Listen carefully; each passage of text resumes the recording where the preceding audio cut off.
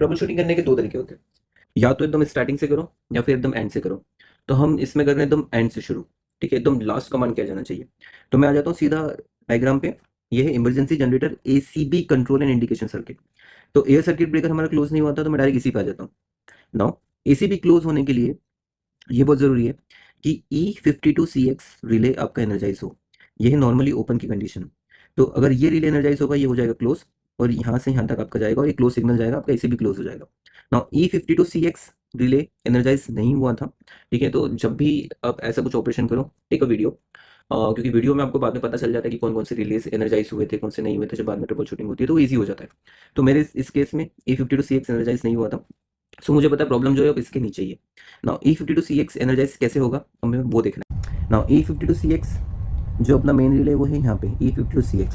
अब ये जो है इसको एनर्जाइज करने के लिए ये है ऑटो क्लोजर का सर्किट। नाउ यहाँ मैनुअल भी कर सकते हैं, पर मैनुअल नहीं देख रहे हैं हम ऑटो में ही देखेंगे। तो यहाँ से जाना चाहिए।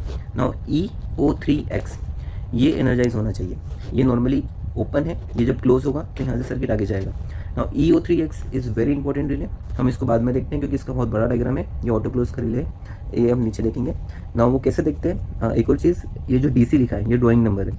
तो ये जो EO3X रिले है ये हमें मिलेगा DC वाली ड्राइंग पे, ठीक है। ये और ये वाली जो ड्राइंग है ये है EG11। सो हम इस DC वाली ड्राइंग पे बाद में जाते हैं ना। यहाँ से अगर हम नीचे गए, E84U जो है ये नॉर्मली ओपन है, ये एनर्जाइज होना चाहिए। ये है EG11 वाली ड्राइंग पे, EG11 यही है। नाउ E84U ये रहा। ये रिले एनर्जाइज होगा जब आपका M84X रिले एनर्जाइज होगा। नाउ M84X जो रिले है ये आपका EM1 पे है। अपन चलते हैं EM1 वाली ड्राइंग पे। सो दिस इज EM1 और हम ढूंढ रहे थे M84X रिले। नाउ यही हमारा टेस्ट सीक्वेंस यहाँ से शुरू होता है। ये है नॉर्मल और ये टेस्ट। तो जब भी हम जनरेटर को टेस्ट पे डालते हैं वो यही वाला स्विच है। जैसे ही हम इसको टेस्ट पे डालेंगे ये ट्रिमेड इंटरलॉक यहाँ से आपका सर्किट कंप्लीट होना शुरू होगा। DS जो है ये आपका एक आइसोलेशन ब्रेकर है। ये आपका जो DS है ये आइसोलेशन ब्रेकर है, ठीक है।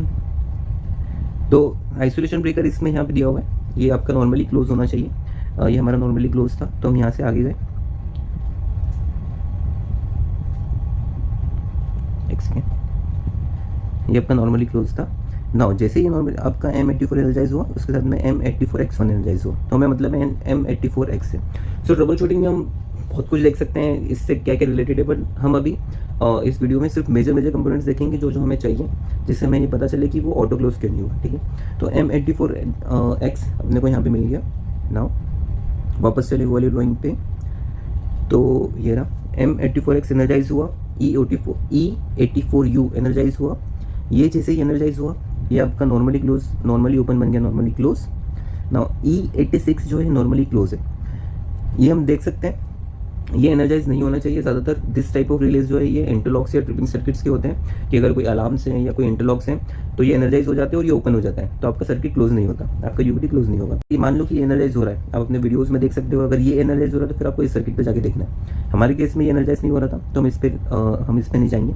हम देखेंगे E14X2। E14X2 एनर्जाइज कब होता है? E14X2 जो है इसी ड्राइंग में है।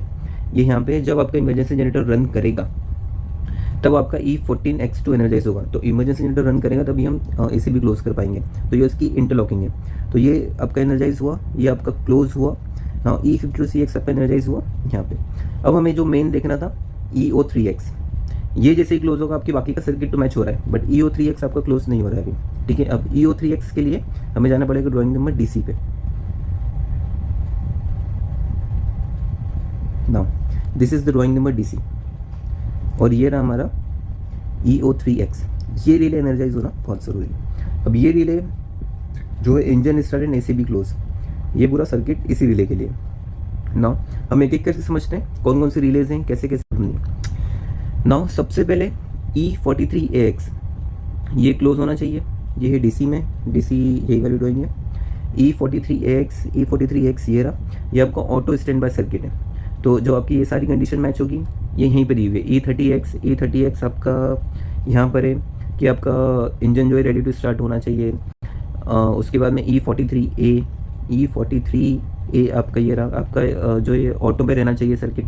तो वैसे ही जब सारी कंडीशन मैच हो जाएगी आपका E43AX एनर्जाइज हो जाएगा, E43AX ये आपका एनर्जाइज हुआ, हमारा ये एनर्जाइज था, हमने चेक कर लिया, तो मुझे इस देखने की ज़रूरत नहीं है।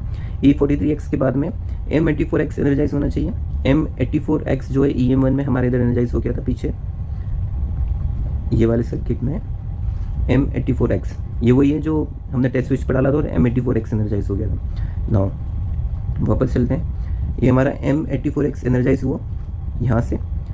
E84X जो है ये नॉर्मली क्लोज है, तो हम इसके इंटरलॉकिंग में देखेंगे, अगर कुछ प्रॉब्लम रहेगी तो ये ओपन होगा। ये क्लोज है, नाउ क्लोज है तो हम नहीं जा रहे हैं इसमें। उसके बाद में MO5X ये इसी सर्किट में है, MO5X ये रहा। तो अगर आपका किसी भी कुछ अलार्म है या उस किसी अलार्म कंडीशन पे है तो ये ओपन रहेगा, तो आपका ये टाइमर एनर्जाइज नहीं होगा। नाउ ये क्योंकि नॉर्मली क्लोज है तो आपका सर्किट यहाँ पे इधर आ गया। Now this is the main timer जो हमने चेंज किया था, जो फॉल्टी था। This is E52CT। अभी ये जो टाइमर है ये 40 सेकंड का है। ये टाइमर जैसे ही एक्टिवेट होता है तो ये है ऑन डिले टाइमर, तो ये जब ऑन होगा 40 सेकंड बाद इसके कॉन्टैक्ट्स क्लोज होंगे। तो E5C2 के कॉन्टैक्ट ये रहे। नाउ जैसे ही ये टाइमर ऑन हुआ, आफ्टर 40 सेकंड्स ये कॉन्टैक्ट क्लोज होना चाहिए यहाँ से, और आपका EO3X एनर्जाइज होना चाहिए। यही हमें मेन एनर्जाइज करना था जो बचा हुआ था, पर हमारा यही एनर्जाइज नहीं हुआ था। तो यहाँ से मुझे पता चला कि ये फॉल्टी है। इसको मैंने चेंज किया और इसको चेंज करने के बाद में बाकी पूरा सर्किट कंप्लीट हुआ, ये एनर्जाइज हुआ और जनरेटर AC भी क्लोज हुआ। सो सिंपल डायग्राम था, बट वो ये थोड़ा सा पढ़ना पड़ता है, थोड़ा समझना पड़ता है, उसके बाद में ईजी हो जाता है। So thank you for watching this video.